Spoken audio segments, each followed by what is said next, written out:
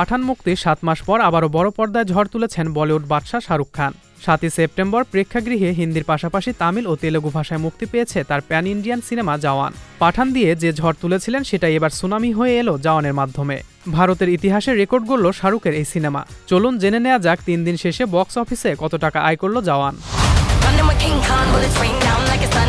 জানা গেছে মুক্তির তৃতীয় দিনে জওয়ানের আয় বেড়েছে প্রায় 40%। এদিন ভারতে ৭৪.৫ কোটি আয় করেছে শাহরুখ খানের জওয়ান, যার মধ্যে তামিলে ৫ কোটি আর তেলেগুতে ৩.৫ কোটি। অর্থাৎ তৃতীয় দিন হিন্দিতে সিনেমাটির আয় ৬৬ কোটি রুপি। এর আগে শনিবার ৬৬ কোটি আয় করেনি কোনো বলিউড সিনেমা। সেই অর্থে রেকর্ড গড়েছে জওয়ান। মুক্তির প্রথম দিনে জওয়ানের বক্স অফিস আয় ১২৯ কোটি রুপি। শুধু হিন্দি ভাষাতেই সিনেমাটি আয় করে ৭২ কোটি রুপি। অন্যদিকে তামিল ও তেলেগু ভাষায় সিনেমাটি আয় করে ১১ কোটির মতো।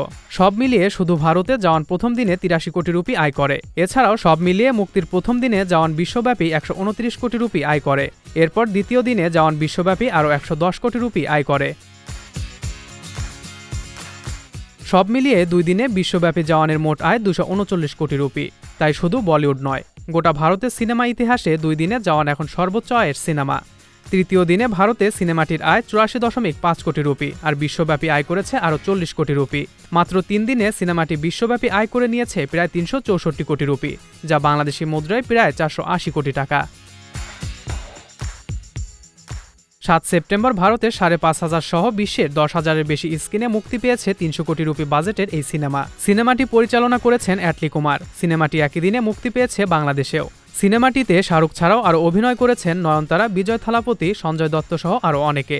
ক্যামিও চরিত্রে দেখা যাবে তারকা অভিনেত্রী দীপিকা পাড়ুকোনকে। সজল খান, এসটি এন্টারটেইনমেন্ট।